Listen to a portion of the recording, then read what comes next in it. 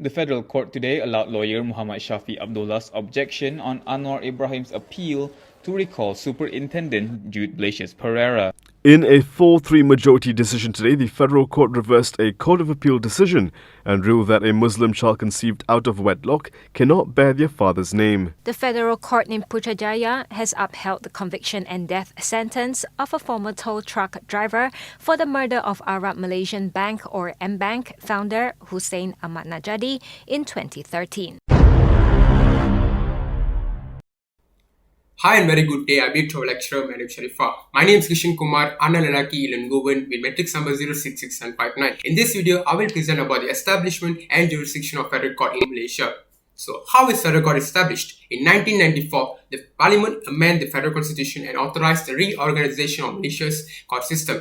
16 amendments to the constitution were added and went into effect on June 24, 1994. The Court of Appeal, or in Malay known as Mahkamah Rayuan, was established and the Supreme Court was renamed the Federal Court, or in Malay known as Mahkamah Persatuan. The Federal Court is the highest court in Malaysia's legal jurisdictional structure and also the final appellate court in Malaysia. Federal Court is established under Article 121 Clause 2 of the Federal Constitution. Its judgment is binding on the lower courts too. Now, let's see the sittings for the Federal Court. Federal Court shares a building with the Court of Appeal in Putrajaya, which also houses the Federal Court's regular sessions. To provide easy and timely justice, the Federal Court also sits regularly in important towns around Malaysia, including Penang, Ipoh, Alustar, Kuantan, Kota Bharu, Melaka, Kuching, and Kota Kinabalu. Next, Afiq will further present about the establishment of Federal Court.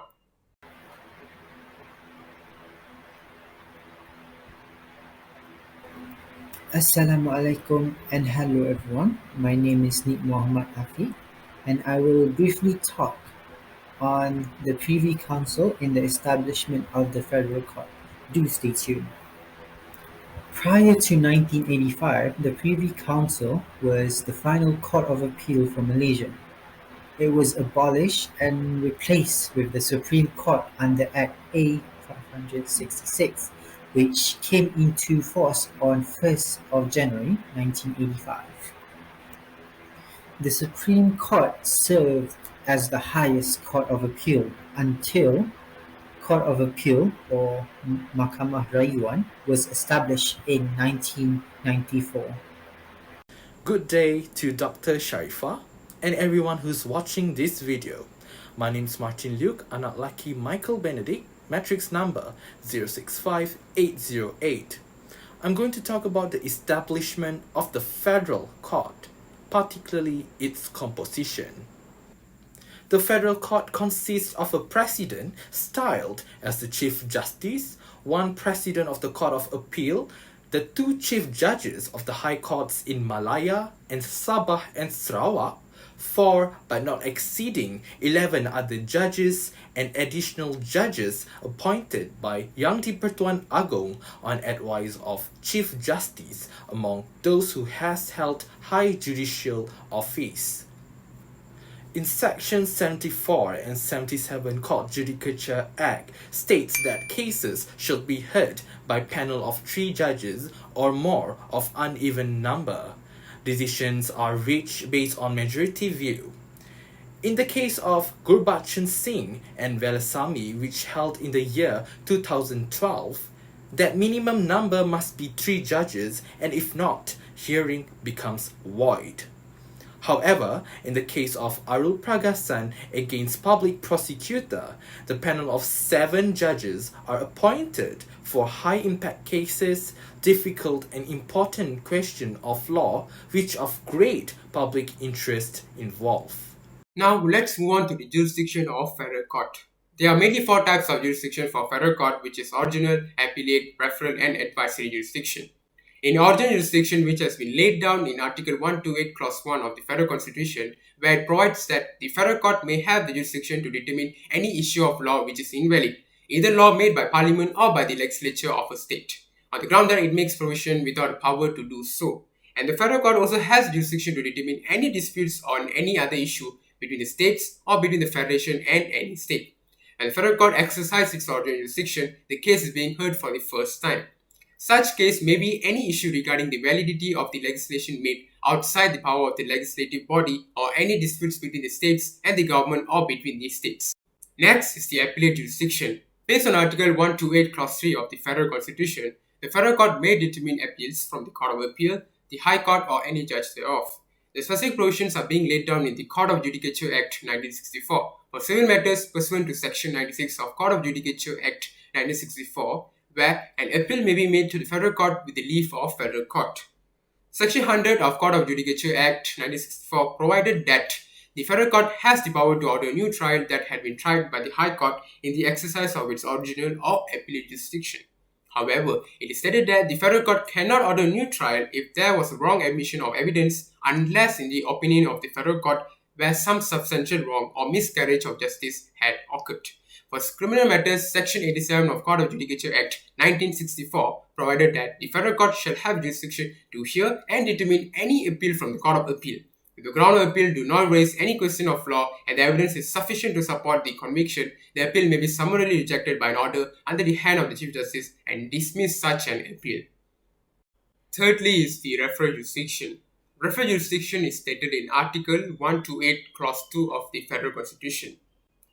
It provides that without prejudice to any appellate jurisdiction of the Federal Court, where in any proceedings before another court an issue concerning the effect of the provision of the Constitution arises, the Federal Court may determine the issue and remit the case to the other court to be disposed in accordance with the determination. If a lower court has any constitutional issue, the lower court may refer to the Federal Court's opinion regarding to the issue relating to the Constitution. Lastly is the advisory jurisdiction. According to Article 130 of Federal Constitution, the YDP may refer to the Federal Court for opinion of any question regarding the effect of any provision of the Constitution, and the Federal Court shall pronounce its opinion on such question in open court. This may refer to the case of Government of Malaysia and Government of the State of Kelantan. In this case, the federal government alleged that the final financial arrangement between the state and the private company Timbermine Industrial Corporation Company Limited was against Article 111 Clause 2 of the Federal Constitution. Concerning the restriction of borrowing, it is required for a state to get permission from the federal government before they could enter into a loan agreement. A state is not allowed to borrow money except from the federation or a federally approved bank. Upon this dispute, the YDP referred to the Federal Court and it was decided that such financial agreement with a private company to raise 2.5 million, which was to be refunded or forfeited depending on the circumstances, was not considered as a loan. Such arrangement does not fall under borrowing in violation of Article 111 Clause 2 of the Federal Constitution. Next, Afiq will further present about the jurisdiction of Federal Court.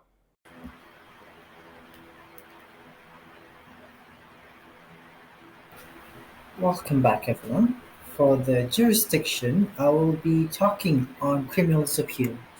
Hope you enjoy. In exercising its appellate authority, the Federal Court has the same jurisdiction, can exercise the same power, and can issue any ruling that the Court of Appeal and the High Court can.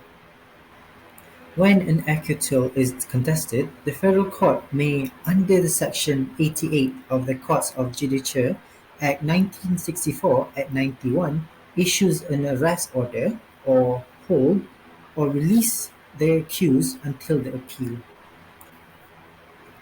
An appeal does not prevent the execution of any judgment, order, conviction, or sentence pending appeal unless the court agrees to reasonable terms as security for payment of any money, the performance or non-performance of any act, or the suffering of any punishment ordered by or in the judgment, order, conviction, or sentence.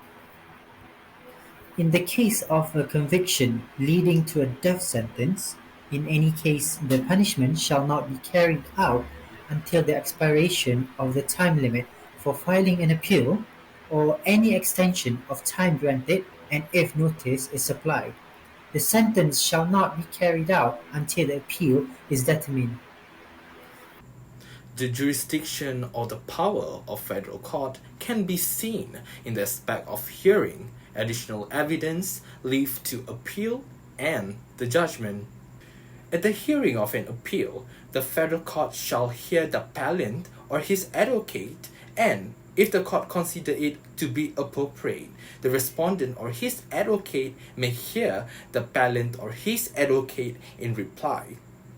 The federal court may then confirm, overturn, or change the decision of the Court of Appeal, or may order a retrial, or may remit the matter with its opinion to the High Court, or may make such other orders. At the hearing of an appeal, the federal court may invalidate the sentence passed, confirm or modified by the Court of Appeal, and pass another punishment permitted by the law. The federal court has denied Najib Abdul Razak's bid to introduce additional evidence in his 42 million ringgit SRC International Corruption appeal. This afternoon, the 5-person federal court bench chaired by Chief Justice Tengku Maimun Tuan Mat unanimously dismissed Najib's appeal to adduce alleged fresh evidence. This includes evidence such as the banking information of former Bank Negara Governor Zati Akhtar Aziz's family. Moving on, additional evidence can be adduced in federal court. In the case of Khamis against public prosecutor in 1971, which is a federal court case, His Lordship Sharma J quoted the word necessary means that the new evidence will be admitted if its exclusion will result in a miscarriage of justice. However, if the rejection to allow the extra evidence to be adduced does not result in a failure of justice, the court will not consider the additional evidence. Having to obtain a leave of appeal simply means is asking for permission from the federal court to hear your appeal. If they do give you permission, only then they will hear your appeal in full. However, if they refuse your leave application, then that's that. It will be the end of the matter. The time limit to apply for leave to appeal to the federal court must be within 1 month from the decision of the Court of Appeal. And if the federal court grants the leave or permission for your appeal to be heard by the federal court, then the notice of appeal must be filed within the time period given by the federal court. Now we come to the next point, which is the judgment of the federal court. At the end of an appeal, the federal court must make a decision in open court, either right away or at a later date set for the purpose, or tell to the parties later. In criminal appeals and cases, the federal court usually makes a single decision. This decision can be made by the Chief Justice or by any other member of the federal court that the Chief Justice chooses. However, if the Chief Justice wants a separate decision, they can be made. This is a dissenting judgment. Any member of the federal court who isn't there can have another judge read his or her decision.